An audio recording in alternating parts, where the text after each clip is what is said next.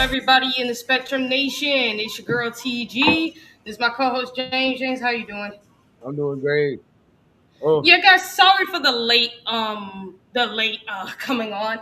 I was waiting for him to come on, but I also had to help my grandma with a couple of things. So, you know, but we're here now, and we got some news to talk about because as of today, it's regarding War Manual. Of course, he just got a $7.1 million buyout with some stuff on the side that can keep his mouth shut. By the way, we also have some news regarding the DGG stuff. We'll finish that up. We also have news regarding Alabama. Some major disturbing news, as well as the SEC and Nick Saban continuing to whine, which is starting to get on my goddamn nerves at this point. So, we'll start with the DGG recruitment because it's like, might as well finish up this chapter real quick for everybody. Here's the funny thing. I caught a quote of what DGG had said about why he chose Tennessee over Ohio State. And I'm like, this kind of makes Ohio State glad that they decided to skip on you, that you chose Tennessee, because the quote he said was, at Ohio State, it feels more like a chore when it comes to football. And I'm like, buddy, it's Ohio State. What you expect? And in the NFL, it's going to be a chore. What do you expect exactly?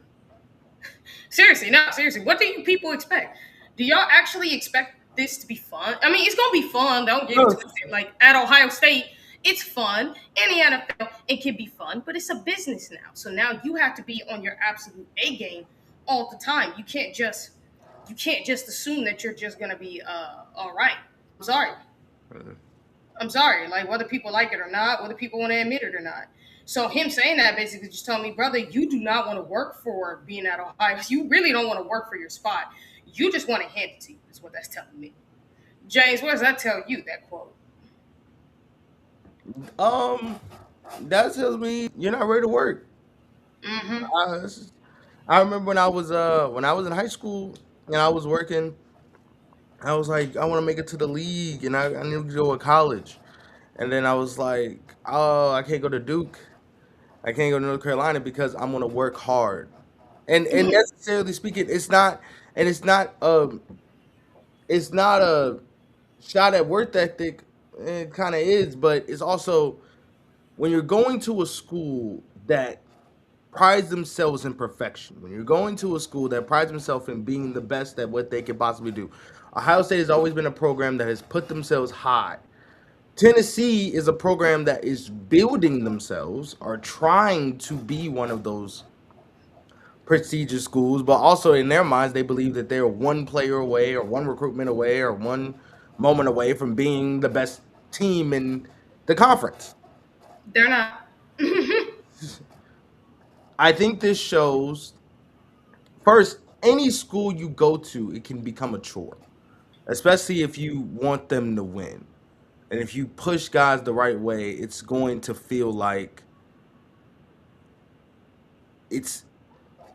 I never want to go to a program where you're going to make me feel like I never want to play it if you feel like you waking up at 6 a.m. You waking up at 5 a.m. in the morning to work out, to do to to weight to strength condition. Then we got practice that starts at 8. Then you got to go to.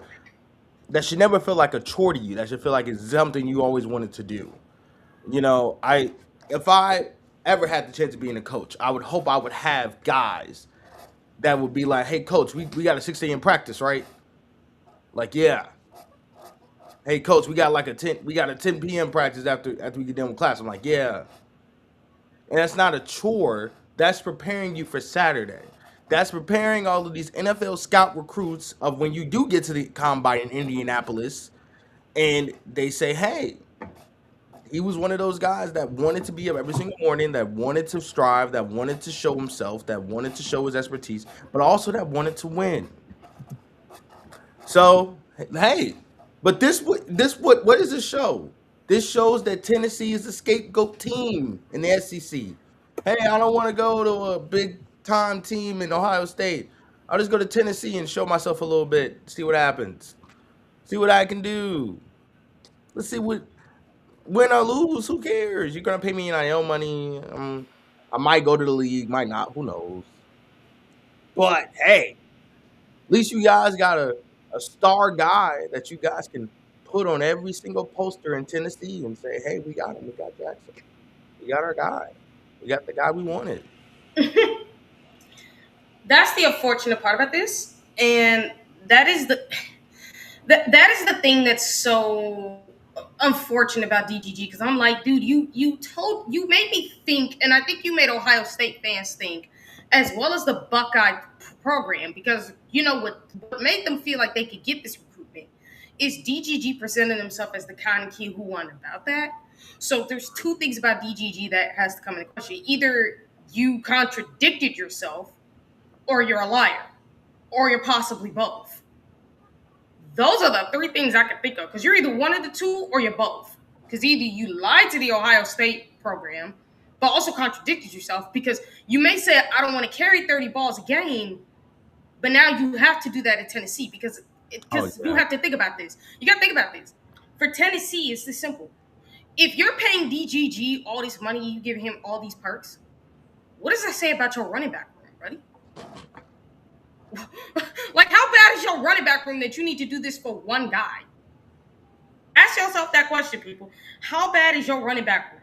How bad is Tennessee's? Because look, I seen their running back room last year. It wasn't great, but I'm like, if you're super good at development like you're supposed to be, it shouldn't be a problem. Instead, what we're seeing here is y'all might not be as great as development as y'all think y'all is. Because look, y'all can talk all that. For Tennessee fans, look, enjoy the kind of money that you're spending on this kid.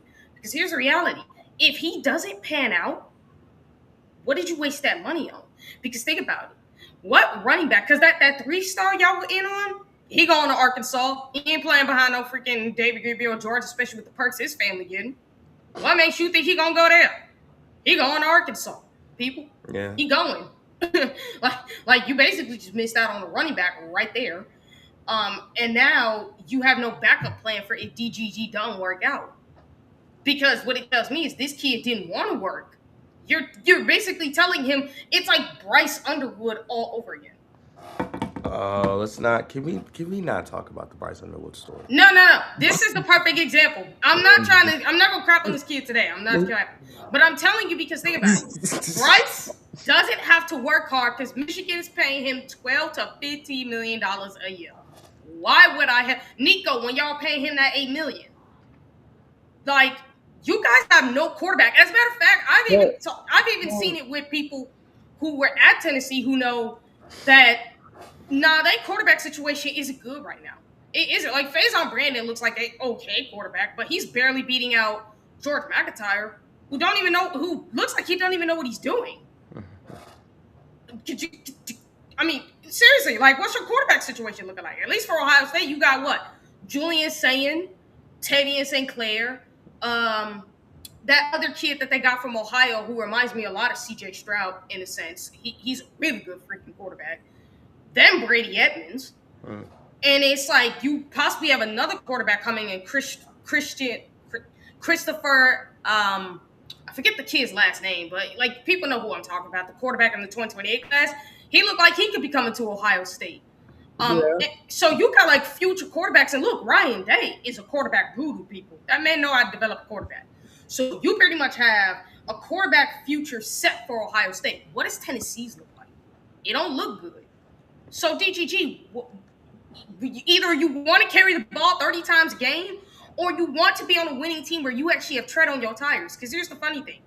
If you carrying the ball 30 times a game for the next 3 years, you got no tread left on your tires, and you won't get drafted very high, and you won't really do anything in the NFL. So what does that say about Tennessee?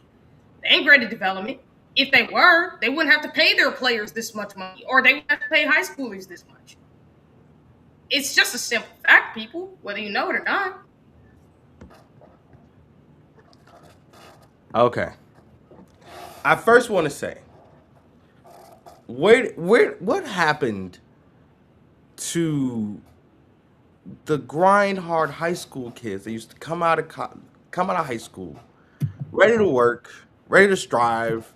You know, what happened to those guys? I mean, I understand, I get it. You know, you're ranked high. There's still some there. There's Like still Chris Henry some that, Jr. Like Chris Henry Jr. He was one of them. Jeremiah but Smith is another one. and that's what I was saying. It's still some. There's still some grind hard kids that will show that hey, I'm a top recruit for a reason. But I don't understand when we say okay, you're a top ranked guy, and now it comes with this territory of okay, so where's the NIL money to match that? Where's this to match that? It's like that doesn't matter. It never mattered. I don't remember when it should have mattered. You should pick a school because first you want to go here, you want to win here. The whole point of the idea of playing is to win. When did it stop becoming, oh, now I want to be a Showtime talent show where I just want to get my little yards or show my highlight reels just so NFL teams can see that I'm a good player? Wh- where did we stop striving to be great players and to win games at the same time? Like this isn't we're not in the NFL or in the NBA. This isn't a tank so we can get a first round draft pick so we can get good next year and make Super Bowl. This is not that. We don't that's the fun part about college. We don't need to tank to try to get a pick or something. We can try to win. We can go out and try our best with no strings attached, with nothing attached to it. We could just go out and try to crazy enough and have fun and try to win. What Hmm. happened to that part of the game, man? Like now everybody got agents. Now I gotta my agent talk to my agent first before I can put on pads and put on my cleats. Like no, you do that when you get in the NFL with those GMs and all those other people. You save that for them.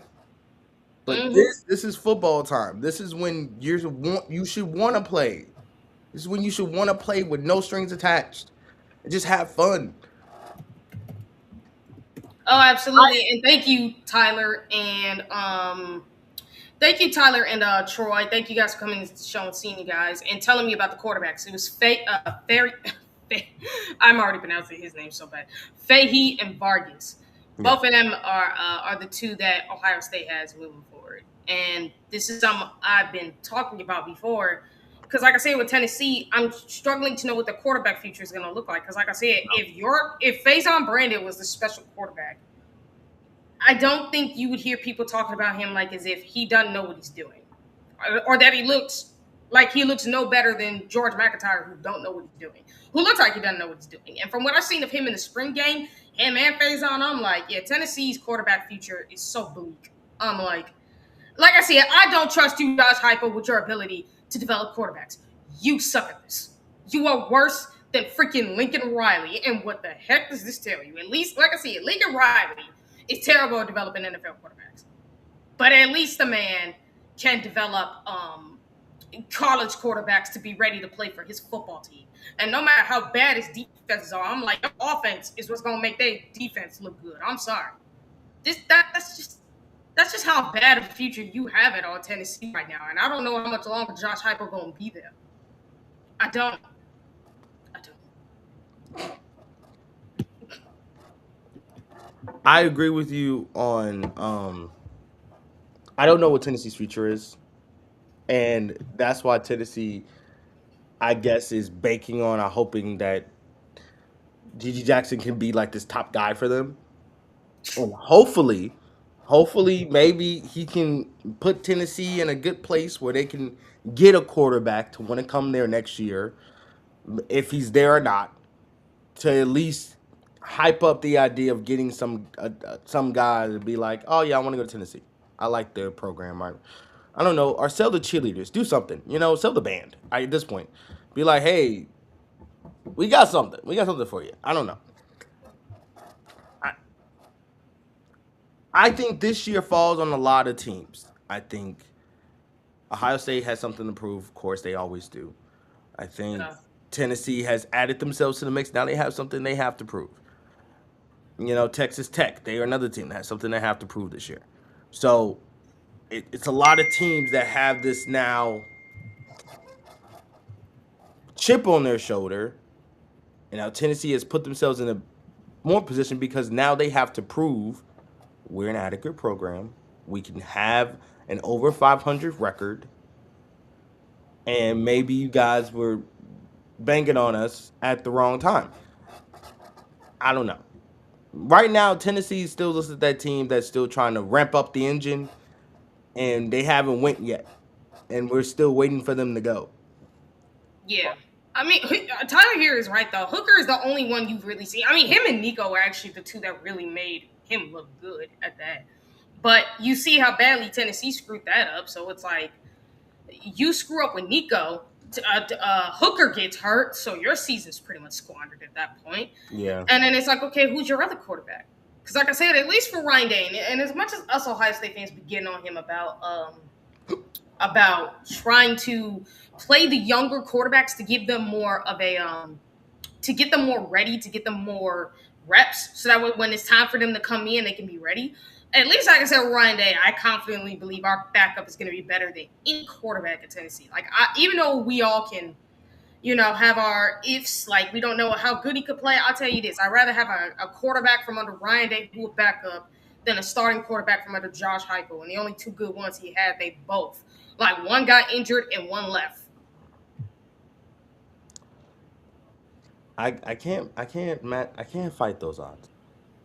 Sadly enough, I can't fight those odds. I agree. You can't. You can't. That's just what makes it impossible. if if you really sat there and conquer, yeah,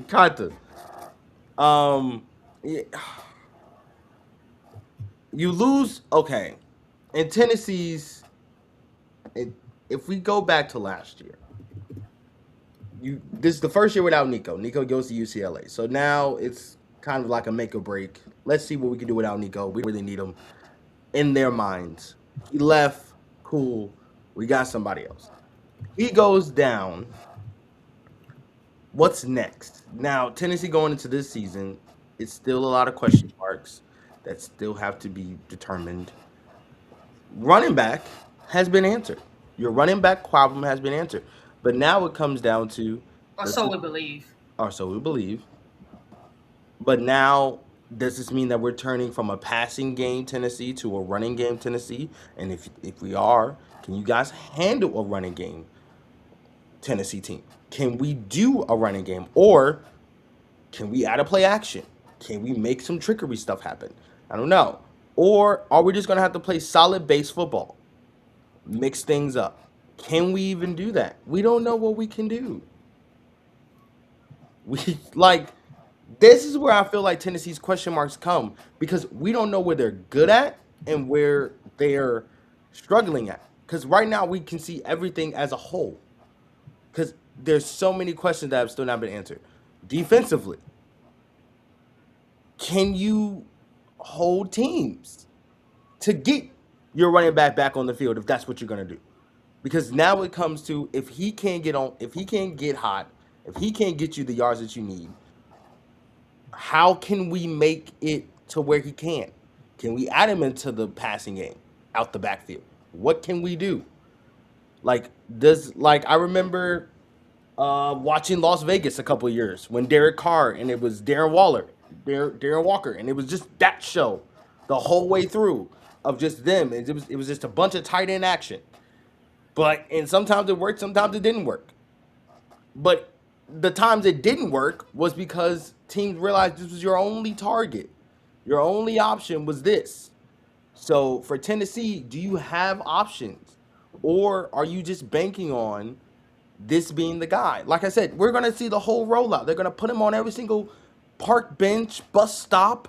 He's going to have the whole thing. It's going to be his show in Tennessee. But it can't just be his show. It cannot just be him to do everything to make you guys look good. You guys got to make your own selves look good too. So from a coaching staff standpoint, where does that work? How does he fill in? We're going to find out. But it's too many questions. It's too many questions. It's not enough depth. It's not enough idea. It's just a bunch of, well, we can try this. We can do this. We can make this happen. And you want this to happen. And I'm like, okay. Go. I mean, try it. I guess this is all the try thing. This is a trial and error, and we're past trial and error. The season starts soon. Basically, first Jackson is DDG is kind of behind. Training camp's been started, and he hasn't been with anybody watching anything. This is going to be his first time hitting the film with Tennessee to learn any of their stuff. So this is That's the unfortunate part.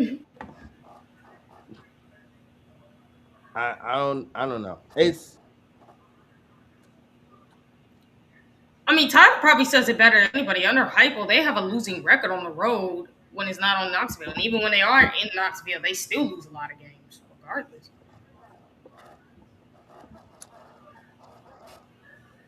like I said, a lot of the teams they lost against last year were ranked opponents, and some of them weren't even highly ranked opponents.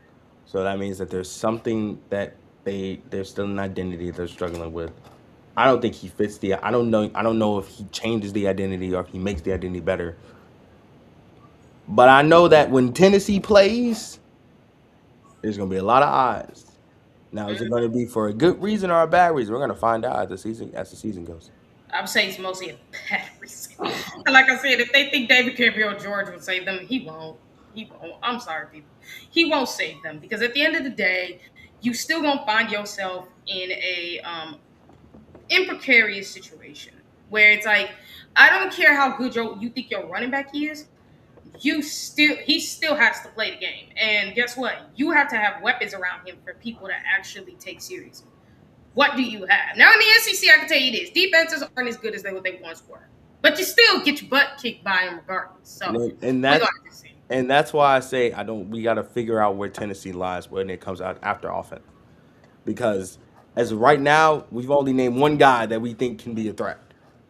Only one, and the unfortunate part is, he's the guy that everybody gonna try to stop. He gonna be the guy that everybody trying to. So now you have to. Now everybody else has to figure out what can they do. What are you good at? When they stop him, can we get you involved? And if we can get you involved, then the defense is going to have to try their best to keep the games close, keep the games in reach for us to even have a chance. And if they can't do that, then Tennessee's going to have a losing season again. Mhm. So this is when problems occur, when you have not solved problems that you could have been solved. After Nico left, that was a problem. Whether we want to see it as a problem or not, whether you want to see it as, well, he wants more NIL money, whatever. Him leaving is a problem because you have no one else that can back up what Nico was doing. Oh yeah. So that became a problem. You still have not really fixed that problem. You added a great running back, and that's great, but also he's still also unproven in some ways because we don't know what he can and cannot do under your offense. That's where the problem occurred. Can your offense withstand what you guys need from him? Yeah, that's the problem. And I don't think, I honestly do not think they can. I'm not going to lie. I honestly think, now some people would say, and Tiger had brought this up before, that they did become, like, they were like a top 10 offense. And I'm like, well, that's because they had no choice but to throw the ball a ton because their defense sucked. And even then, they still struggled with offense. If you go back to the games, they still struggled. Their quarterback play wasn't great. The wide receiver play wasn't great. They just had to make a whole bunch of chunk of throws and stuff just for them to even have a chance to win these games because they didn't have a choice. Their defense was the complete and utter garbage, and it's still going to be that coming into now again. We talked about this when Ohio State had their worst defense. Jim Knowles helped stabilize it, but I don't think that's going to be the case with Tennessee because unlike Ohio State, you don't have NFL athletes. Like I'll tell you this, Ohio State actually has some NFL athletes Yeah, they that do. could actually help out with that. And that's even when, despite the fact they had the worst defense in their school's history, they still had a top tier. They still had NFL athletes that were able to help them win games in certain moments. It's just that these guys didn't have an identity on defense. The question is, under Knowles, in your first year, you got to establish an identity with him, just as Ohio State did. They had to establish an identity for 3 years, and it took 3 years for that to happen. Again, ask Penn State how well that went for them. And let's be realistic. Even though your defense wasn't great, it's still better than what Ohio State's defense was at 21. So ask yourself this question: do you really think you're going to have a different choice? You're going to have to throw the ball a ton just to even keep yourselves in the game. You can't just hand it off to DGG. You really are going to have to just throw. You're going to throw the football a lot, is what I'm going to tell you. Like, you don't really have a choice. You don't, whether you realize it or not. Yeah. Um. That. So see, here's where that problem comes. Cause now you gotta make DGG a dual threat as a passer. I mean, as a catcher and as a runner. Mm-hmm. And now teams are gonna catch on to that. Gonna be like, well, I know you ain't gonna hit your tight end. I know your best bet is probably gonna try to hit DGG on some type of screenplay, so I can blow that up. You gonna like you gotta make it efficient for everybody to feel at least they can be involved in some way.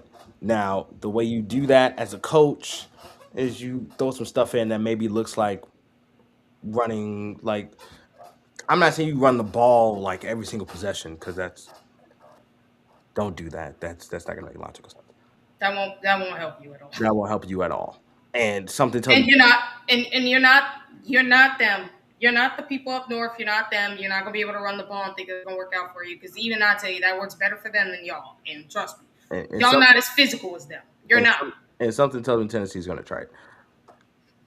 And But watch how they get and watch how their line of scrimmage gets bullied like no tomorrow. Just watch. Their offensive, like I said, their D line gets bullied enough as it is. Their O line already gets bullied enough. I'm like, watch how their O line gets bullied. and that's the I don't see Tennessee as a passing team. I don't see Tennessee as a passing team. I don't think they have good enough schemes where they can get guys open off great, at least efficient route running. I don't know. Now, I mean, you could probably get them off a blitz, maybe, if your Probably. quarterback has good awareness and can get the ball out quickly. But Mm-hmm. also, that's more bank. They're not gonna blitz every single time. You know, it's questions. It's questions. It's so many questions. It's so many questions and not. But like I said, I'm like, look, I get it. If I'm the kid, I wouldn't take a lot of money too. But here's the funny thing: if you're really the best player, because what's funny is Come On Spell, a former Ohio State, a current Ohio State fan, actually tweeted at Come On Spells, "Hey, you should go to Georgia and tell them you want an extra $2.1 million a year with private jets and a massive Nike deal." And obviously, the Ohio State fan was completely joking, but Come On Spell liked it as well, because I think in his mind he's thinking to himself, you all kept saying that this David Gabriel George guy is the best player, but if he was, why would he go to Ohio State? Why wouldn't he go to Ohio State? Why would he go to Tennessee and take the money and the private jets and all that? Because you don't need that. I took less money to go to Georgia. Jeremiah Smith, he took less money to go to Ohio State. I mean, look at all the massive money Miami and freaking Florida State were throwing at him during his Yeah. like, That was a lot. look at all the things that these teams are throwing. They still took less money because in their mind they believe, well, we're the best, so we ain't gotta go get this big money. We're gonna go to the NFL and get this long-term contract.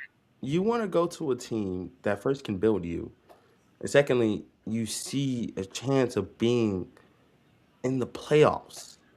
You what happened to the playoffs? I thought the entire point of going to a good school, of making it this far, was to have a chance to develop, work yourself, but also make a title run. Get to the playoffs. Now I understand that a lot of the draft picks that came out this year weren't all like national champions. Like aside from Mendoza, who's number one pick as a quarterback to the Las Vegas Raiders, but that's the point. You want to make the playoffs to get yourselves in that position of them seeing you as a winner, as someone that is one of the best players on their team, a group of stars. And that's what these people don't understand. Is what we try to tell Tennessee fans. It's like, guys, if he's losing, which y'all look, Alvin Kamara was already good coming from like a G5 school, so there's no doubt he was gonna get drafted. He just came to y'all just to get on the bigger stage, even if he knew it wasn't gonna be that big. Yeah. Because at the time, the SEC was actually pretty good. I'll say that now. They were actually still great, if we're being honest. But at the end of the day, and this is where people tend to confuse this, he only got drafted because of what he did against SEC defenses. And everybody knew Tennessee sucked. It's just that we knew he was good. But now, given where NIL is and how it's leveled out the playing field, which we'll get into a little later about the SEC and Saban's whining, but you have to understand the basics, which is, as Tyler said it, this right here is their passing scheme is garbage. If you actually look at it, Josh Heupel doesn't actually get receivers that are route runners who actually get open. It's all about speed for them, which is the problem, again, because I said this was a problem with Oregon for a long time, where like, you're getting speed guys. You're not getting route runners. Get route runners. Oh, yeah. Get guys who run routes, develop them. That's why Ohio State's been so good at receive for so long. That's why LSU, even though it's only been for patches, have had great receivers. It's why Bama had some good receivers for so long. It's why Miami used to have good receivers. They got route runners. They didn't just get speed guys. They were like, okay, if you got speed, can you run a route?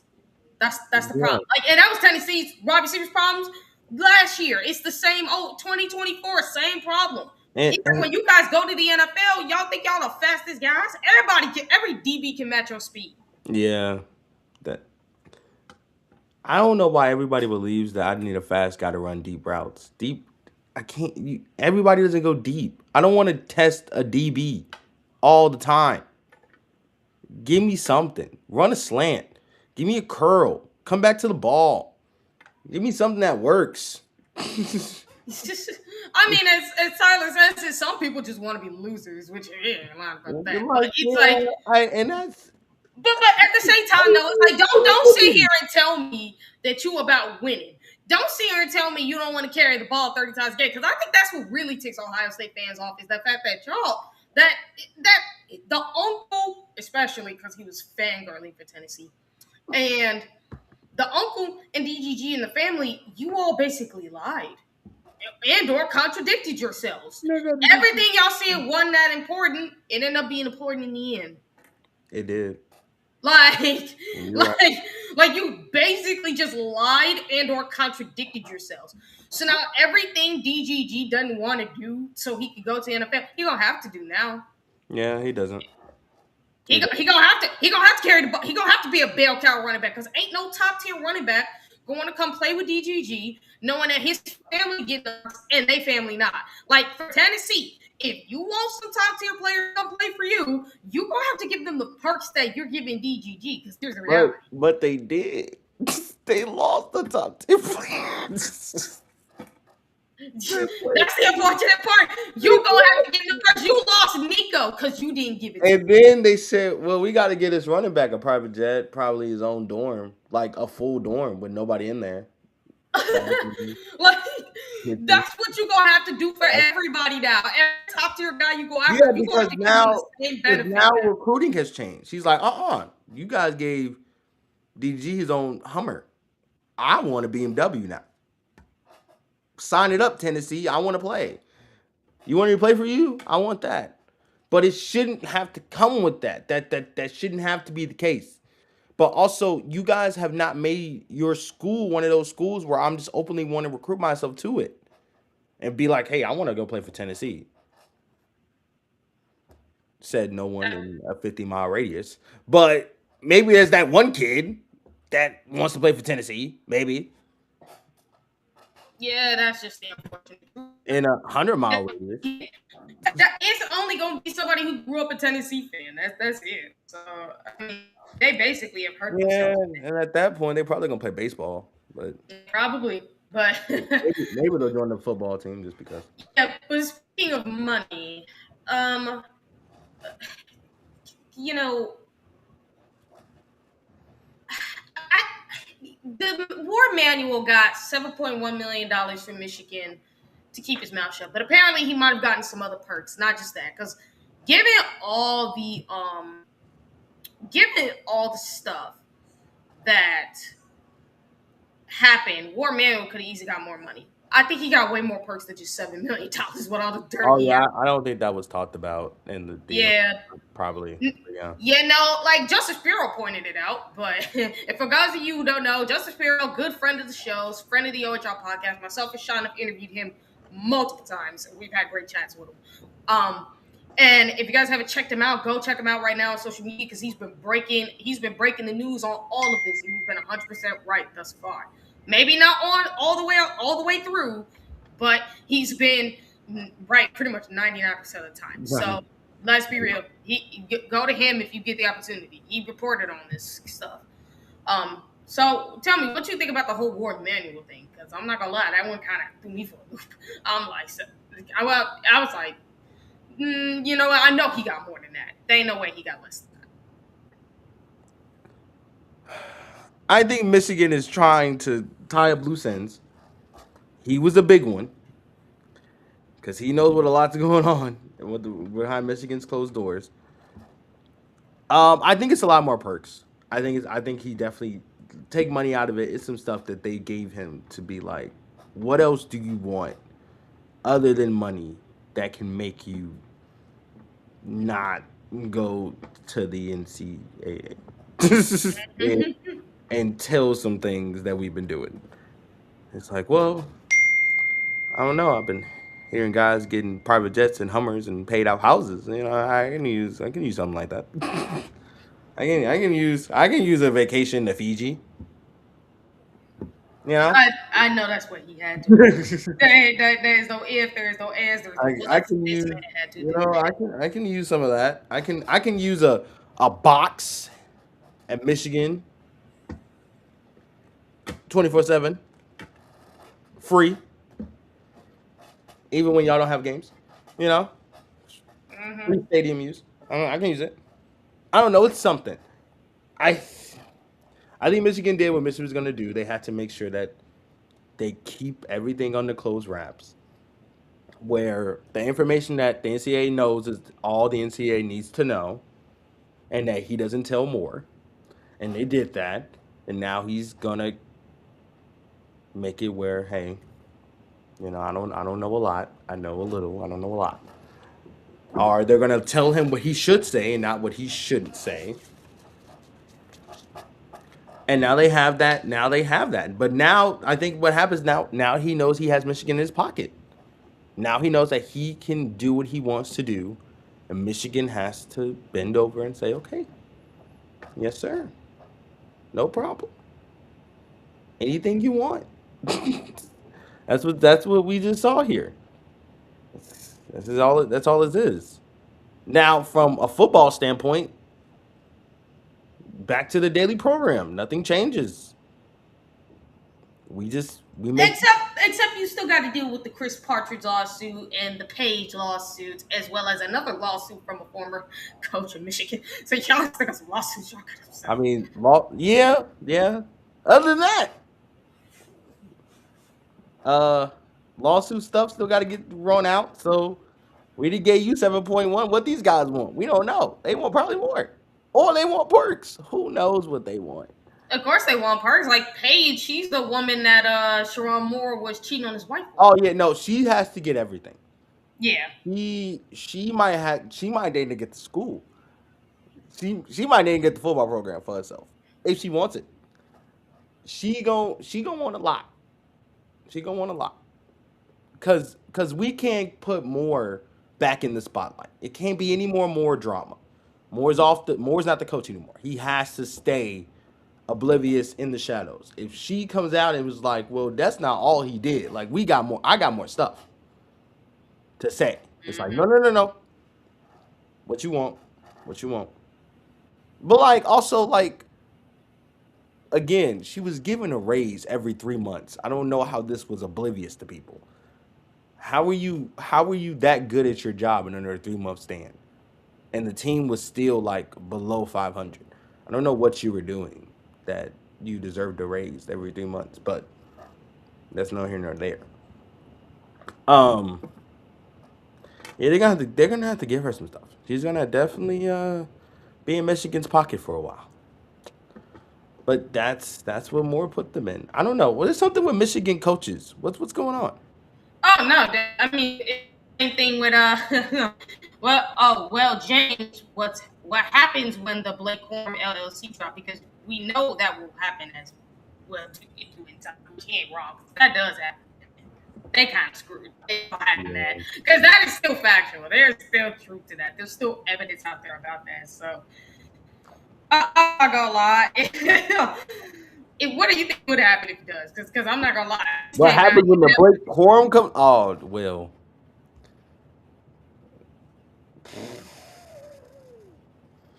Is Michigan even a real school?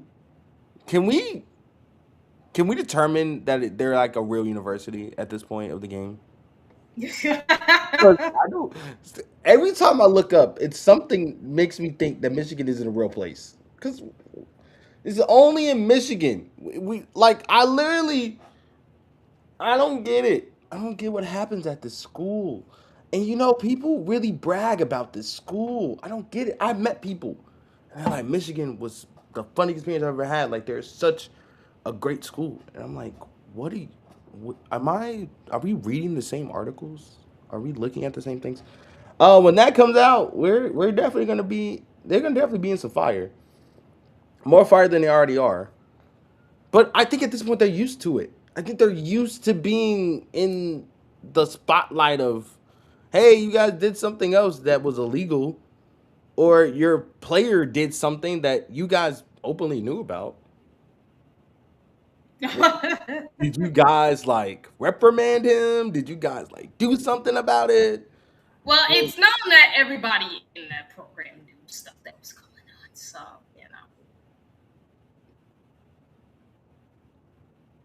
But, like I said, I'm not surprised with the war manual stuff. It is what it is at this point with them. Now, I do Nick Saban friggin' SEC whining. I'm going. If you guys didn't hear it, Nick Saban basically just tried to put on the SEC cape for the SEC, and it completely just sounded like a total loser. I'm sorry. I love you, Nick. You're an all-time great, but even I can't. okay, so what made him sound a little, what made you not agree with what he said? It's how he phrases it, basically. Let me say this. He's basically, if you guys haven't heard, Stephen A. Smith absolutely shredded the SEC fans, telling them, you cannot say you're the best conference when the last 3 national titles have been won by this one conference, and there's evidence telling us that, guess what, people? It's not just you. It's like you're not as great as you think you are. You need to quit acting like a bunch of morons. Okay. That Essentially, is what he said. I'm pretty much paraphrasing totally. I mean What Nick that sounds Saban like did, a yeah. Stephen A. Smith statement, so I can agree with that. What Nick Saban did was basically try to cape for the SEC by saying, "Hey, you only have one better team than us. It doesn't mean you're better than us, and it doesn't mean this, this, and this." I'm like, matter of fact, let me see if I can find the video, because I'm gonna try to see if I can find it real quick, because I'm not gonna lie, I love Saban, but it's like Okay. it's like, dude, I will forever hail you as one of the greatest head coaches of all time. But even I can't agree with this. And even everybody in the media world is kind of clowning him for saying what he said. And there's even a bunch of people who covered the SEC kind of saying, dude, stop being a homer.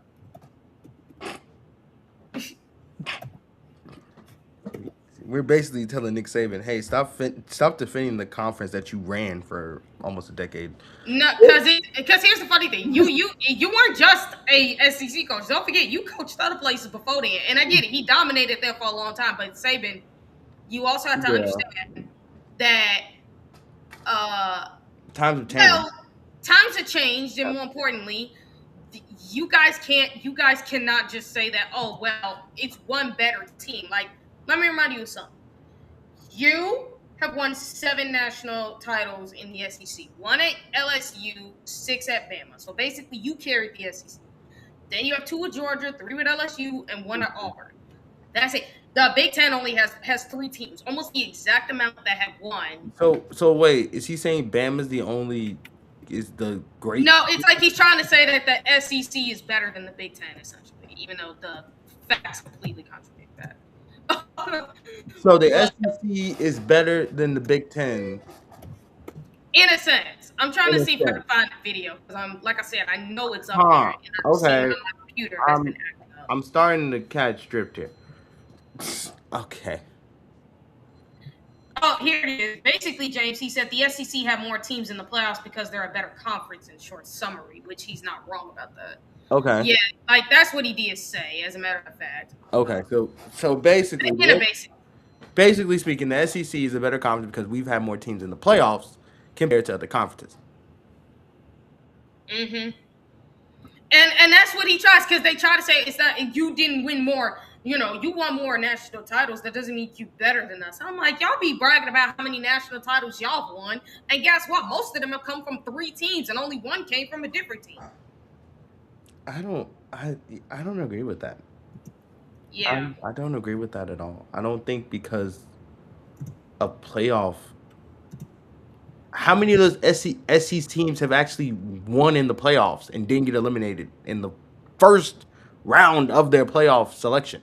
Texas and Ole Miss, and that's it. And both of them made it to the semifinals. Finals and then got eliminated. Yeah, got When was the beat, honestly.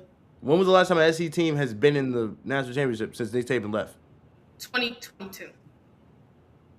That was Georgia. I don't know. Nick, I can't agree with you on that one because I've seen better teams that were outside the NEC that have had put on better performances than the SEC teams have. I don't know. Yeah, and the only reason you guys get in there is because of SEC bias. I mean, let's be Yeah, honest about this. and then they made it worse. Now we're making the playoffs even longer. Bro, you actually got Feinbaum, who's usually the biggest SEC coke sucker. Basically telling Nick Saban he's wrong. Like, imagine that. He is. No, I can't agree with that take. But that's also Nick. It's also Nick Saban running behind of a conference that he believes in. But yeah, no, I don't think that the SEC, like, I can't say that you're the best because of playoff appearances. That's like me saying that what's a team? What's a team that's always in the playoffs but never really wins it? I want to say Baltimore. That's like me saying Baltimore is one of the best teams in their conference because they always make the playoffs, but they never go far in it. And they always get eliminated either in the wild card or in the first round. But that doesn't mean that they're the better team. That doesn't mean that they're the better in their conference because they make the playoffs all the time. That just means you put on a good record most of the time. And that's against crappy teams that you play out of your schedule. I mean, if we look at Alabama's record, who y'all play no offense, no team is bad.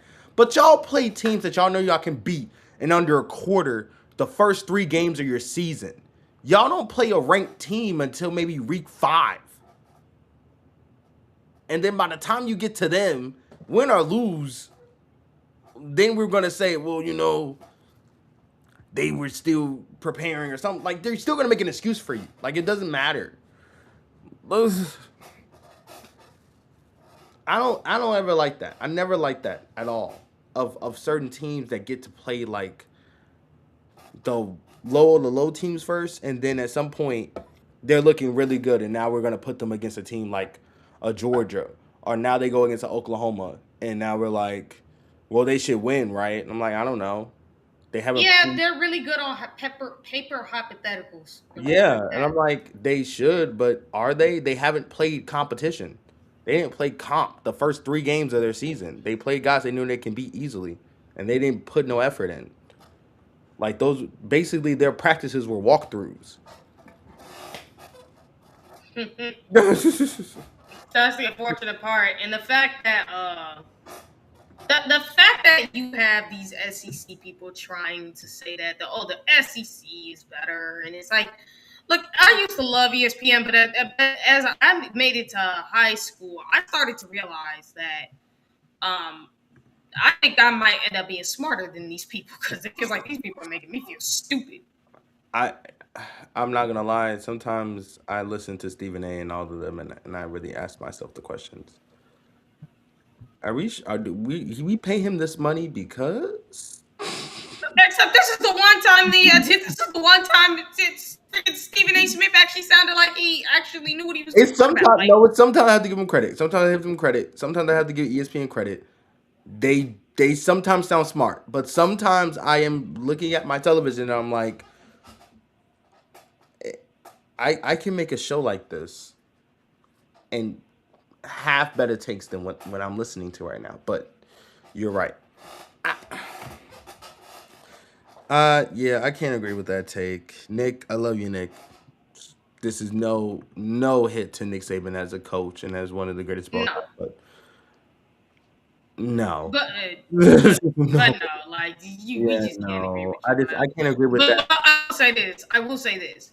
That he's not the worst one that I've heard. Because then you got Eli Drinkwitz running his mouth too, saying, "Well, I mean, the Big Ten really doesn't play, any Power Four teams and don't really have a hard schedule." I'm like, I know you not talking. First and I foremost, know the SEC not talking. I know. Now, Lane Kiffin already makes an idiot out of himself saying the same thing essentially, yeah, but. Lane Kiffin I said don't want to too hear, but much. I don't want to hear from no other SEC coach. Like, buddy, I know you're not talking, given what we've seen the SEC do for years. Like, no, I don't want to hear it. First and foremost, I think that the Big Ten has become more competitive over the time being compared to how the SEC is. I think the Big Ten has become a very competitive school. I think anybody you play in the SEC, you're going to get a run for your money, no matter who it is. Now, if you, I mean, you could take out Northwestern or maybe Rutgers, but a lot of these teams are going to get you a run for your money if you give them a chance to. Especially teams that have really shown me. Illinois has become an incredible team over the past couple of years. I don't know what's gotten into them, but Illinois has become an incredible program. Illinois has great, like, those Big Ten schools are starting to get more competitive. Now, yeah, we don't play the schools that you guys play all the time. Like, I ain't matching up against um, Texas on a random Saturday night at 6:30 in a primetime ABC game, but my games have also been very competitive and against good teams. But yeah, no, I don't, Yeah, I but don't. here's the problem with that narrative, though: is the reality is the top Big Ten schools are not going to struggle with a bottom tier Big Ten school. It's just not going to happen because they're that much better. Yeah, But the reason the SEC's top teams, mainly Bama and Georgia, struggle with the bottom, especially of the SEC, is because y'all are not as good as y'all once was. This isn't people like look. People wouldn't be slandering the SEC if y'all want running y'all mouth so much and want such whiny, crying little fools all the time. I mean, yeah. When you look at some of these programs that should be great, I mean, I don't know what Lane Clifton's going to do at LSU. I don't know how that team is going to turn out, but I grew up. LSU was one of those top teams. But the last time I really saw an LSU team that was playing to win was Joe Burrow's LSU team, and those guys Mm-hmm. were just on one. But after that, LSU took a turn. Can they turn it around? I believe they can. I don't believe LSU is ever going to be one of those teams that can't do it. Yeah, that's just one of the problems. With this entire thing as well, it's like, look, I love Nick Saban as a coach. He is undoubtedly the greatest, but understand what you're doing. You are feeding the dumb SEC fan base. And look, I'm sorry, but like the ESPN You're has made the you're SEC feeding fan the base. narrative, Nick, and that's what we're trying to stop. Like it's not just feeding the narrative, you're feeding the narrative to dumb SEC fans because now they have no reason to try to look in the mirror and think logically. It's like, don't feed them that narrative, man. Be honest. Be No, honest for be once, honest. man. Be honest. Just It's be like, but and like I said, I don't want to hear. I definitely don't want to hear the SEC talking about the Big Ten having a soft schedule because it's like, why are you talking? You guys, yeah, y'all don't play comp all the time, especially And the even when you do, you still lose. So it's like I don't yeah. want to hear that from Right. y'all. So I don't know. Like, and you guys get the big spots, and which is crazy to me. Like, you guys get the big moments on Saturdays. Like, we we turn an entire channel for you guys, but I don't know. Most like give the Big Ten that and see what happens. I bet you it turns into a frenzy Hmm. because some of them deserve it. Really, some of those teams really do deserve the recognition of getting some of those top spots. Um, Tyler, I'm not gonna lie, and if Notre Dame and Miami join the Big Ten conference, I don't think that's gonna go well for people how people think this is. Like Notre Dame has to join a conference at some point. I don't care. It has to be. Oh yeah, they got to. They have to. So if it's the Big Ten, good for them. But like,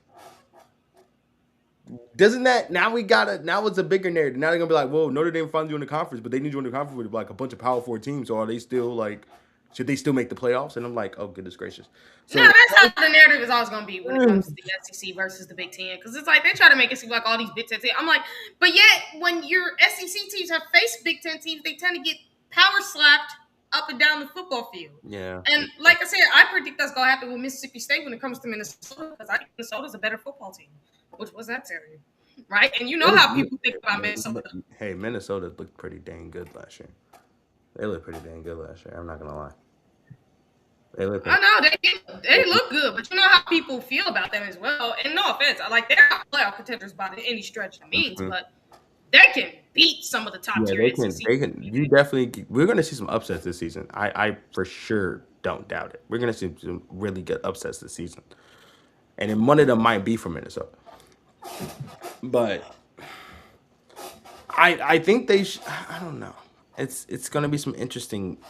This is why Nick. Why did you say this? Because I think this puts in the same narrative that. First, I don't think we're ever at this. Who's the better conference? I don't think we're at that point yet. I don't think we're at conferences of all who's made more playoff appearances, and the SEC has made more playoff appearances combined together.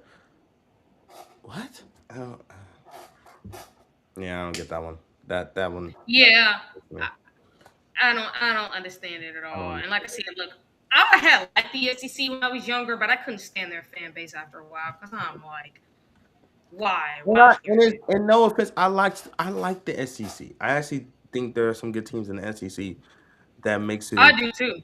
that But makes it the great. problem is you're starting to make yourself seem like you're bigger than what you actually are. And look, no offense to the SEC, but let's call it for what it is. You haven't been deep because of the fact that the NIL money that everybody gets to pay is legal now. Like, Yeah. don't forget, y'all started being dominant. Like, people try to act like they've been dominant for 20 some years. I'm like, guys, their dominance didn't start until 2006. And that was 16 years ago. Man, Or no, that was 20 years ago. No, they had dominated for yeah, bro. 16 years, people. I was like, 16 years. That's it. It hasn't been no 20. It was damn near 2 decades, but it was only yeah, I was, 20. It was literally only 16 years. It was not no 20 yeah, years. It was only 16. yeah, 2022 was the last time you seen the SEC dominate, and that was Georgia. And that almost went to the ish because Ohio State, with their half healthy team, missing a bunch of players, and yeah. their crappy defense, literally just took Georgia down to the wire, almost beat them to go to the national title. So you already almost lost that dominance from that point forward. Sorry, but you did. I absolutely agree. These are good numbers, and I dang Texas was the only team to win a bowl game last year. They were. Mm-hmm. Yep, they were. They're actually two. Yeah, what's funny is the SEC only has like what is it like? The only time they won bowl games is if they beat each other. Like outside of the conference, however, I think Texas might have been the only ones who win a bowl game, which Yeah, is I kind think of they're the only ones, and they lost. And I remember watching that first game because everybody. Yeah, I told you. Everybody ranked Archie for like number one. It was, Everybody was like, which I said was stupid. I'm like, stop yeah, putting that was pressure like on. preseason. Like everybody was like Texas number one team. Archie's incredible. He's probably leaving this year, and I was like, No, he's not. and then I saw that Ohio State game. I was like, Archie, you can't even get 10 yards down the field. Like, what's going on? Like, what were y'all seeing at training camp that I'm not seeing now? Because he's No, that's just them hyping him up because of his name. That was it. His name. That's it. His name. That's all it was his name.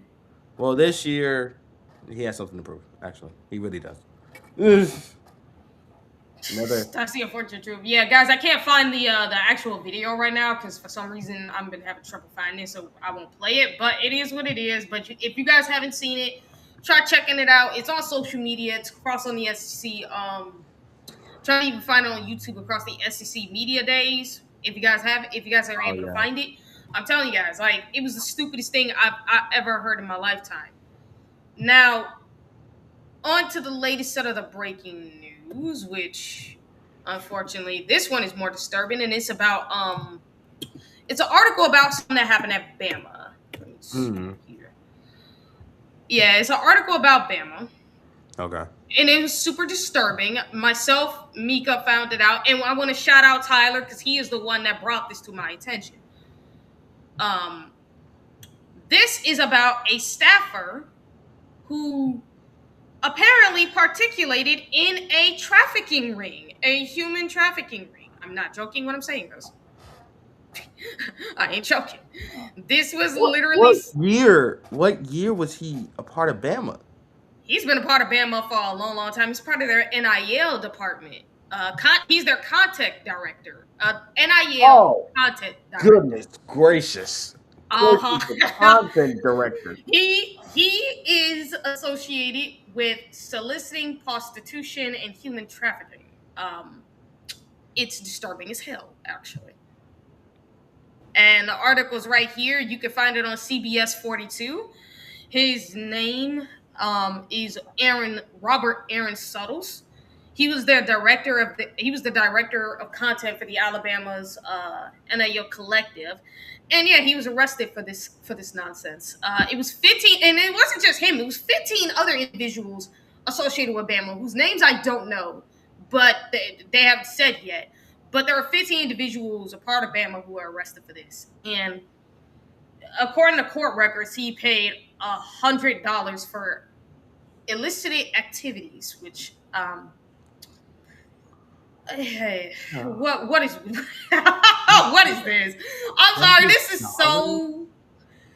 It is so disturbing.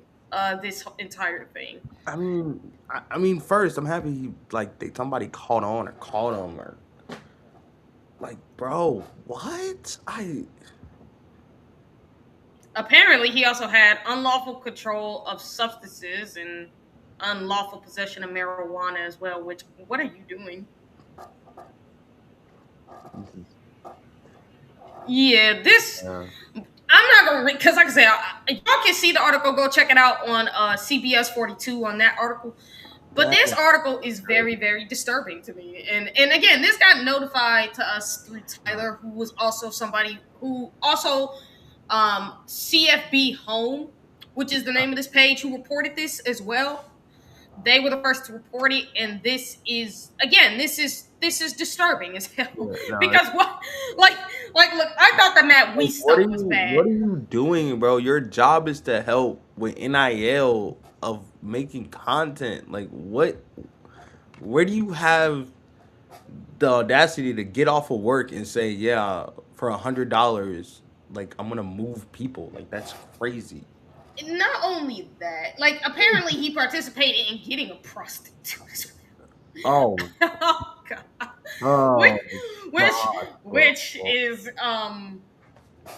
But like, and the problem is like, and yeah, I understand that this all connects to Alabama. I get that, but like this doesn't even like bro, just you being at Alabama just made Alabama look so bad for no reason at all. Like they probably don't even know that you're like they you don't. exist, But like now that they know, it's like, bro, you just made us look bad, and we don't even really know you. And think about it too. We just got off a whole thing regarding Matt Weiss. You just made Matt Weiss look like a freaking saint with that nonsense. Like human trafficking, my dog. And then Bro, drug possessions, unlawful like, dude, substance. where you Like getting drunk? Like, how old are you? I would know how old this guy is. That's he really what looked I like want to know. he in his 60s is what he looks like. Oh, bro, I yo, don't know. you That ain't gotta his age for go. sure, but he looked like he is, and I'm not sure if that's You because of the gotta, you drugs. gotta go, bro. Like, that's... But he a grown man. That's all I know. And I don't know his oh, age. bro, Let me like, see. it's Let me tap. all like, what are Let you me find this out. doing? Let me find this out because this was so. I'm like, there ain't no way you telling me Oh, that what are you doing, man? Like, you go to you supposed to be helping kids, bro. Like that's your job. Like I don't understand how this all changed for you so quickly, bro.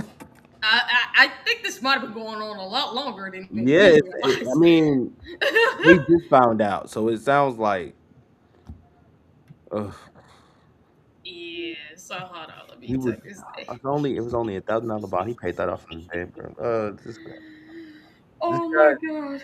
15 individuals. Were they all from Alabama? I see that. I don't know. It sounds like they all could be. I Oh don't. my god.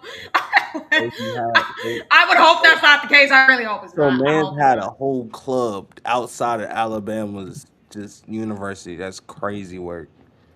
Yeah, bro. Yeah. So You hold on, gotta hold go. on. Okay. Here's the funny thing. He looked like he's 70, but he's 49 years old. Oh, that's even worse. That's even worse, gang. What are Yeah, you he's 49. I doing? just seen it. I was like, dude, I can see What are people we like doing, 60. man? Damn, dude, 49? You gotta like listen. I don't. Y'all don't know me for real, forever, bro. I don't play. Like it's certain things that just shouldn't be happening under school grounds, especially around college kids, man. And like, I get it. Everybody got their own personal life stuff.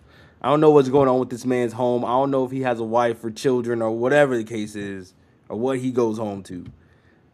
But like, there has to be a fine line of like where your respect lies, bro. Like you can't do this. You can't be a part of rings like this, and kids are coming to you with actual thing. Yeah, this is plays it. This is plays Yeah, everything. this is Yeah, 15. no, Yeah, these are the other dudes that he's in jail with. This is him right here. This guy right here. yeah. This is him right here. So yeah, some of these and a lot of these guys are kind of old. Yeah, Yeah, yeah. a lot of them are. A lot of them are. And that's the funny thing. Is like I said, this guy in the middle, if you guys can see my mouse, this is the one that got arrested. These guys, I'm trying to see So if he's the they were ringer. part of Bama. So he's the king. Well, not the kingpin, but like he's like the guy that's like got the whole thing going. Okay, I'm gonna guess. He's the main name because he's associated with Bama. What are we gonna? What are you? Oh, apparently, yeah, because he's involved in involving Alabama student athletes in these, you know, Oh, see, bro. opportunities. Now it's worse. Now it's worse. Now you involved the school. See, I thought it was just you and you alone with people around you. You involved the school, bro. So now I really don't. I really can't respect you, bro. Like you added kids in this, man. Why? Like, Yeah, what is wrong with you? it's mostly women. It's mostly women. That's, and this is a different article on the U.S. Herald who gave me even more information. I'm like, I looked at this and I said, oh, wait a minute. Is there a possibility he kind of, oh boy, He was and for Brittany, it grooming. sounds like, I feel like he was grooming. This feels like grooming. well, remember, the first one, he told you he got $100 for a prostitute. So, I mean, you know, for a fact, he probably was doing that. So, again, this is so disturbing Yeah, beyond no. belief. That's That's disgusting. I'm sorry, people, but this is disgusting, like disturbing. It's like, and again, we just got off the map. We stuff with him hacking in the girls' drives just to get solicited pictures of them. Do we really need another one? Except this one actually acts on his little fantasies instead of just jerking himself. All right, bro. I mean, Bro, that's exactly what Matt Weiss was I doing. don't He understand would get the. why are you going through this. Like, why can't you just go home and just look at a video? I mean, don't do that. Don't do that either. I don't know. I don't Don't even know look at what the you video. can. Don't be a Matt Weiss. Don't be a Matt. Because, like I said, that's exactly what Matt Weiss was doing. He would take photos of girls. He would work himself off. He wouldn't even go through it. That's what he would do. Instead, this right here just went through and just says, just go through it. He said, bro, I'm just gonna do it myself. I'm just gonna do it myself. I mean, the other guy was weird, but you know, But at least it was like, it wasn't like you. This is this is a million times worse than that. But Like, also, like, taking pictures is kind of crazy. but also, I mean, taking pictures is crazy. But guess what? It's the person driving, ain't no one supposed to see but them. He will also have pictures of them. but Also, now, picture of girls. but gang, The funny thing is, but the thing is $100? that we, yeah, the thing is that we not only have pictures of these girls in photos. He would have pictures of girls with their spouses fully clothed with their supposed to that. He would have pictures Bro, of you're fully wait, clothed. bro, you're touching yourself to fully closed photos. Nah, you're actually a madman. That's kind of crazy. Yeah, that's just, it was weird. I found this out because by But reading some this, bro, stuff like, about my weeks, but and that's what he's doing. But you- this is different. You got off work, got in your car, you had $100 crisp dollar bill in your wallet, drove up, was like, I need you for an hour.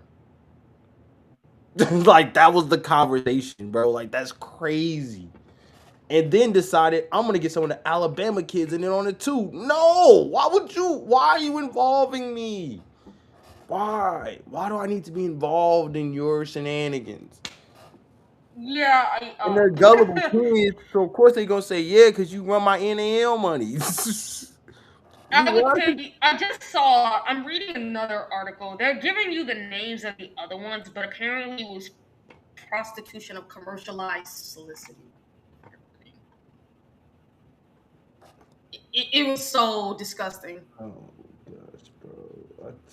With also put with actually with one of them getting arrested, not just Robert, but it was also another one who got arrested for possession of controlled substances and marijuana for the same thing. So I'm trying to figure out, are these people, I don't know if these people work at Bama or not. I don't think they do. I hope they don't. But Robert is the only one I know that works there just because of his name. Okay. At least. But that was just, and again, dude, you're in control of NIL. So like, if there's a possibility that you even, and apparently from what these articles are suggesting, there's a possibility you might have gotten some of these kids involved on some senses, mainly the women. Bro, like, it would be just. That's what I don't like. You got some kids involved and you're messing with their money. I don't. Okay. Like, Yeah. bro, like, all you had to do was do your job and go home. Like, where did that get messed up in your brain, bro? That's roll tide, man, roll tide. Roll tide, bro. Wait, man. Oh my leg, bro. I couldn't believe it. I said, let me check to see if this is real. Do not let this be real. Please don't. Kellen DeBoer, I don't know what you were doing with your football program. I don't even think he knew this was going on. That's the funny thing. I don't even think he knew. Bro, like, when it comes to NIL content, he ain't working with that. That is the front office. That is 100%. But I'm not gonna lie, Kellen DeBoer, he gotta feel bad now. Like, bro, that man woke up on a random Monday or Tuesday morning and was just like, "Hey, what's going on? What happened last night? Our content creator got arrested for trafficking and prostitution." What? Bro, I just went to sleep for 9 hours. What happened? Like, what was the problem? I couldn't sleep for 8 hours. I couldn't sleep for 8 hours. Dang, okay. Next time I'll just be up all night. It's like, what are we doing? And yeah, and he probably did it. I don't think he knew this was happening. Like when he saw the story, he was just like, "Can we catch a break? Like, what's wrong with you guys? Like, did we not vet y'all good enough or something? Like, I don't know. I don't know if you can vet the crazies. Can we vet the crazies, or do they kind of just go under the radar unnoticed? Like, you can ask all the right questions, but they still are gonna. You still don't know what they're gonna do. Uh, I don't know. Here we go. Yeah, it's disgraceful, guys. It's not fair. It's it's not good. It's not good to watch.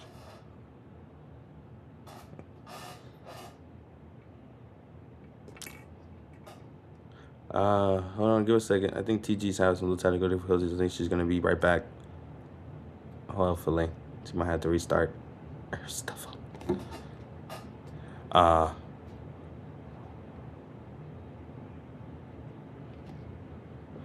all right, yeah, give her a second, guys. Her Wi-Fi literally just went berserk. But how you guys doing? Let's emotional check-in.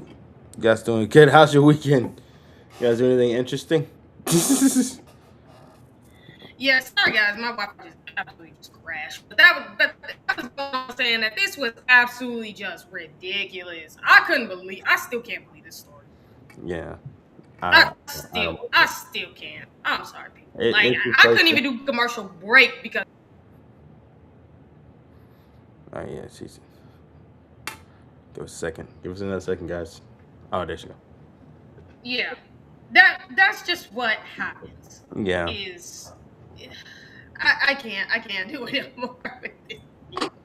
Like we got off that wheeze, we got off all this other stuff, and you're telling me right now that our coaches, like, what's wrong with coaches and say that this easy soliciting criminals involved? Is that what we're doing now? We need to start paying attention to these coaches. I know Ryan Day and Ohio State, I'm not going to be concerned about it because they're never going to tolerate this garbage. But for all these other schools, yeah, you need to start checking to see if you got predators. You do. Yeah. I was You just do. gonna say, what's the vetting process? I think we have to update our vetting process. Cause can we vet the crazies, or do they go under the radar? Like, do we lie? They were like, no, of course I would never do that. I would never want to put any kids in jeopardy. I don't see kids that way. I think they're really good at hiding it. They must be. They have to be. Because you, he was recruiting, and not the type of recruiting he's supposed to be doing. Not part of his leftover. Not a part of his daily assignments. He was recruiting kids for the wrong stuff, for outside activities. Not the play. Not the play. Yeah, that's the unfortunate part about it. And this is what really makes it this is what really makes it just disturbing. So do you got any final thoughts? Because it seems like we pretty much hit the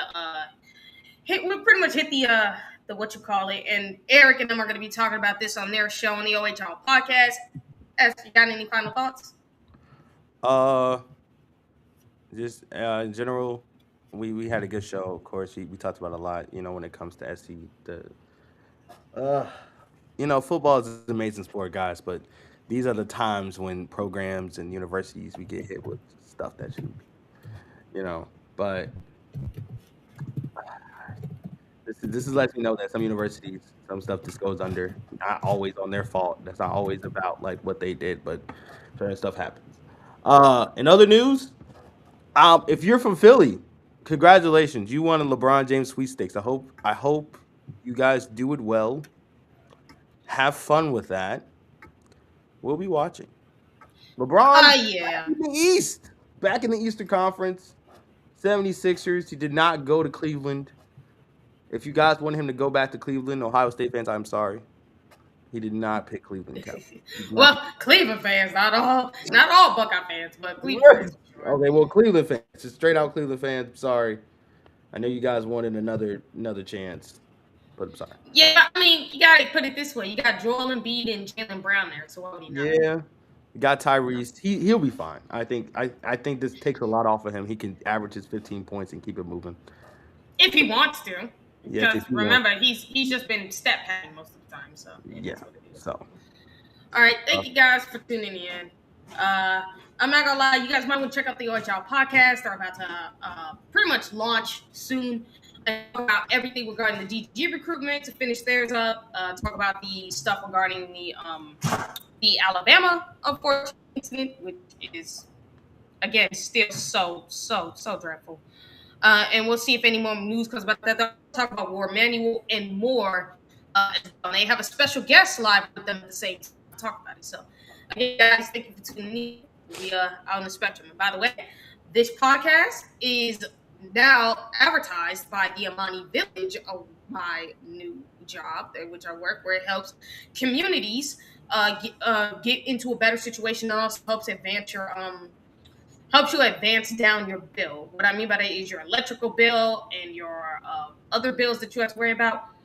It helps you decrease that by giving you plans and operations on how to do so. So if you guys want to, you can go check it out. They're obviously you can find them on social media. They actually did do something on YouTube not that long ago, and they're part of a big, pretty much a big way to help communities out. Black owned, by the way. Everybody got it down. That's awesome, man. If you guys need those resources, please go check them out. That's awesome. Yeah, go check them out, guys. It's brought to you as the official sponsor of the Spectrum Podcast as of now. See you guys later. Peace. Thanks for tuning in to the Spectrum Podcast. If you guys haven't already, hit that like, share, subscribe, turn on those notifications so you guys never miss an episode of the Spectrum. But also put a comment down in the comment section down below to help us get our algorithm out there to more people, so that way more people could tune into the Spectrum Podcast. At the end of the day, we thank you guys for tuning in and expect more shows coming from the Spectrum Podcast. All right, guys. Again, thank you. Thanks for tuning in. Walking through the neon in the middle of the night, every color hidden different in the pale moonlight. I see the violet bleeding into shades of deepest blue, a prismatic vision of a world that's feeling new. My heartbeat is syncing with the flashing of the signs, tracing out the movement of these geometric lines. From the infrared heat to the ultraviolet glow, I'm catching every frequency, I'm moving with the flow. There's a rhythm in the static, there's a logic in the noise, finding my direction through the balance and the poise. It's that spectrum vibe, yeah, we're living in the light, breaking through the prism, shining beautiful and bright. From the shadows to the summit, every color has a name. In the spectrum of the spirit, no two souls are quite the same. Yeah, we're riding on the